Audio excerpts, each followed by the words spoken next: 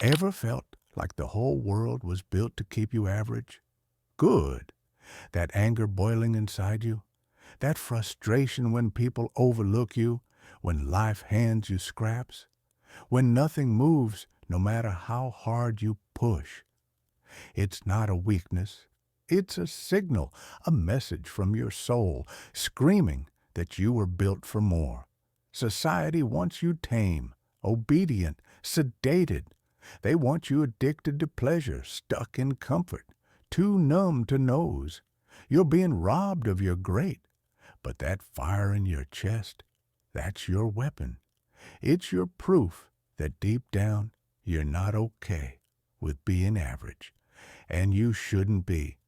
If you ever laid in bed staring at the ceiling, hating who you've become, asking why nothing ever changes, it's because you haven't used your pain. You keep waiting for motivation when what you need is rage, control, and ruthless consistency. The world doesn't care how you feel. It only respects results. So let them doubt you. Let them talk. Let them laugh. You don't need their approval. You need to wake up. This is your time. No more silence. No more fear. Channel it. Own it. Burn with it. And use it to build the life they said you'd never have. You've been brainwashed to believe that anger is a disease, that feeling of rage is toxic, that if you're angry, you're broken or unstable. But let me tell you something the world doesn't want you to hear. Your anger is not a curse. It's not a malfunction. It's one of the last real signs that you're still alive in a world designed to numb you. That burning in your chest when things go wrong, when people disrespect you, when life punches you in the face and tells you to sit back down. That's the universe reminding you that you were never meant to be average. But they've convinced you that the only way to cope is to suppress it. Breathe deep. Meditate. Swallow it down. Scroll TikTok for a quick dopamine hit. Cry into your pillow. Talk to a therapist who's more lost than you are. And in the meantime, the fire that could have launched you to unimaginable heights turns to ashes, wasted on self-pity and excuses. You're not broken because you're mad at your life. You're not a failure for being angry. You're just waking up. The man you want to become, the one you see in your head when you're lying in bed at night staring at the ceiling, he isn't calm. He isn't soft. He's calculated fury. He's the product of pain that was weaponized. That version of you doesn't make peace with being broke. He doesn't accept being out of shape. He doesn't tolerate disrespect, laziness, or excuses. That man builds in silence. He lifts while others sleep. He works while others whine. He keeps score. And he uses every ounce of that anger to push harder, faster, further. But here's the truth. You will never meet that man if you keep sedating the fire inside you. You will never become him if you treat your emotions like enemies instead of tools. Real growth isn't pretty. It's not peaceful. It's war. And the first battle is between who you are and who you're capable of becoming. Anger, when uncontrolled, is chaos. But when focused, when forged in discipline and purpose, it becomes the single most powerful motivator a man can possess. I was angry when I had nothing. I didn't use it to complain. I didn't punch walls. I didn't break down. I trained. I learned. I executed. Every time someone laughed at me, I smiled. Not because I was okay with it, but because I knew that pain would fuel me. Every failure, every rejection, every moment of isolation, I stored it like ammunition. I let it harden my mind. I let it sharpen my ambition. And when the time came, I unleashed it. Not recklessly, not in weakness, but as a calculated, disciplined, relentless force. That's the difference between losers and winners. Losers explode and cry about how unfair life is. Winners use the very same pain to carve out a legacy. Let me say this to you with no fluff, no filters, no fake optimism. Your life will not magically change unless you change your relationship with pain. If you're angry, good, you should be. The world's full of mediocrity. It rewards weakness and punishes excellence. It celebrates comfort and cancels ambition. It teaches boys to cry and obey instead of to conquer and lead. But if you're smart, you'll use that to your advantage. You'll become the anomaly, the exception, the one who doesn't numb himself. You'll recognize that your frustration isn't a sign you're failing. It's a sign you're not content with being average. That's your edge. That's your fuel. The only question is, what are you going to do with it? People around you won't understand it. They'll call you arrogant, toxic, obsessive. They'll try to drag you back to their level because your intensity makes them uncomfortable.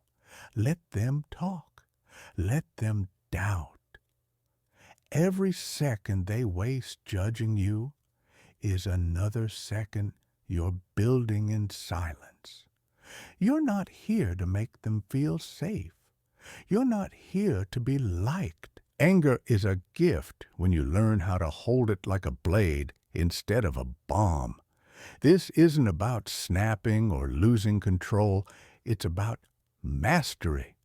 It's about training your emotions the same way you train your muscles, through repetition, through pain, through patience. The man who can feel the fire and stay composed, that's the man who wins. That's the man who walks into a room and commands respect without speaking. That's the man who builds an empire while everyone else is still figuring out what they want from life. You think I got here by chance by being calm and compliant? Number, I got here because I knew that the world doesn't give you what you ask for. It gives you what you take. And I took every ounce of anger, every scrap of frustration, and I turned it into discipline. That's how you change your life. Not through soft affirmations, through savage self-respect. I'm telling you now, you're not too far gone, you're not too old, you're not too broken. That anger you feel, that frustration, that's proof that deep inside there's still a man who wants more. And if you commit, if you stop playing victim and start playing to win, you'll become the kind of man people write stories about. Not because you had it easy, but because you chose to build with the bricks they threw at you. That's power. That's the purpose. That's the mindset. I remember being broke. Not pretend broke, real broke. The kind where you wake up and the first thing on your mind isn't success or legacy. It's survival. I remember staring at the ceiling of my cheap apartment in a freezing winter. No heat, no food, no future. All I had was my pride. And even that was starting to fade. I didn't have anyone handing me opportunities, no mentor, no investor, no positive environment. Just silence. Just the sound of failure echoing in my ears every time I checked my bank account and saw zero after zero. And yet, I was more alive in that darkness than most people ever feel in comfort, because that pain lit something inside me that no motivational video could. That pain demanded that I fight back. Most people in that position fall. They justify their circumstances. They blame the government, their parents, the system, their past. I watched guys I knew, guys who were stronger, smarter, even more talented than me, give up. They drowned their frustration in distractions, booze, video games, chasing validation from women who didn't respect them. They traded the pain of progress for the comfort of stagnation. And every single one of them paid the price because pain, when ignored, doesn't disappear. It multiplies. I refused. I looked at my situation as brutal as it was, and I made a decision. This ends with me or it ends me. There was no middle ground. You see, success isn't born in sunny days. It's forged in storms. People think becoming successful is about strategy, tactics, investments, followers, funnels, all that nonsense. That's the surface. What it's really about is how you respond when your back is against the wall and there's no one left to call. When the world forgets your name, when you're not trending, when no one's watching, when you're grinding in the dark and no applause is coming, that's where the men are separated from the boys. I didn't need a crowd to clap. I needed a reason to keep moving, and I found that reason in my anger. I wasn't mad at anyone specific. I was mad at being powerless. I hated waking up and feeling like life was happening to me instead of because of me. So I got methodical, not emotional. I turned my pain into a process. Every morning while the world slept, I trained, not because it felt good, but because it gave me control. Control over my body, control over my mind, control over the one thing this chaotic world couldn't take from me, my discipline. I didn't care that I wasn't making money yet. I didn't care that I wasn't being recognized. I cared about becoming danger. I knew that if I built myself into a machine, eventually someone would have to notice. And if they didn't, fine. I'd still win because I'd know that I was no longer a slave to my weakness. And I'll tell you something. When you start winning silently, it scares people. Suddenly, the same people who laughed at your ambition start calling you lucky. They'll pretend they supported you. They'll ask for tips, shortcuts, cheat codes, but they didn't see the hours. They didn't see the meals skipped, the nights alone, the war waged inside your own mind. They only see the outcome, not the origin. But you'll never forget. You'll carry those battles with you, not as trauma, but as armor. Because once you learn to weaponize your struggle, nothing can touch you. Not doubt, not rejection, not fear. My story isn't special. I wasn't chosen. I wasn't born with gifts. I just refused to die in the same place I was born. I refused to let the pain break me. I let it build me. That's the difference. I didn't wait for a miracle. I became one.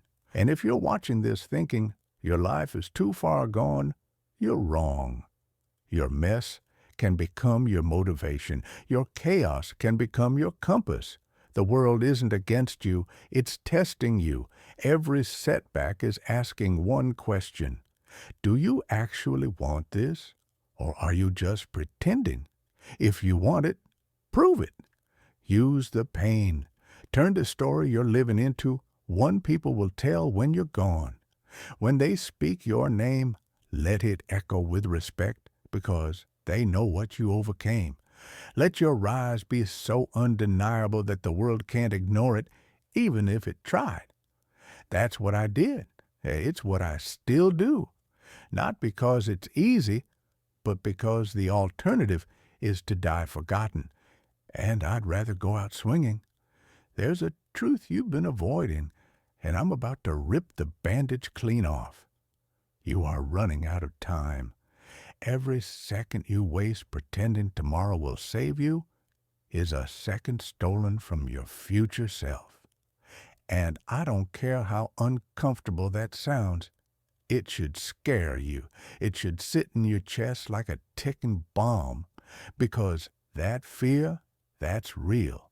That's what's keeping you mediocre. You've convinced yourself that life is long, that you've got years to figure it out, that success can wait while you enjoy your little vices. But life doesn't care about your feelings, and it certainly doesn't run on your schedule. You think you're safe because you're young. People die young every day. You think you'll get serious next year? Most people never do. That's why they stay invisible. That's why they rot in quiet lives of frustration and regret, because they waited for the perfect time to act, and it never came. People live like they're immortal until life punches them in the face. A loved one dies, a job disappears, health declines, and suddenly they realize they've built their existence on sand. But by then, it's too late. Don't be one of those people. Don't wait for a tragedy to wake you up. Let this be your wake-up call. Let this exact moment be the line in the sand where everything changes. Because deep down, you know the truth. You're not where you're supposed to be. You're operating at 30% of what you're capable of, and the rest is being pissed away on comfort, distractions, and excuses. That should piss you off. That should make you clench your jaw and swear to yourself that it ends now. And here's what most people never understand. Fear is not weakness. Fear is power. If you use it properly, fear should sharpen your mind. It should push you to prepare harder, train longer, execute faster. I used to be terrified of being average. The thought of waking up 10 years from now in the same place, same income, same mindset, it haunted me. And I let that fear drive me. I let it fuel every decision. When others were sleeping in, I was working. Not because I was fearless, but because I was more afraid of being irrelevant than I was of failure. That's the kind of fear you need. Not the fear that paralyzes, but the fear that mobilizes. The problem is, most of you have been trained to fear the wrong things. You fear judgment. You fear being misunderstood. You fear starting small. You fear failing publicly. But let me ask you something. What's more terrifying? Being laughed at for trying or spending your entire life as a nobody?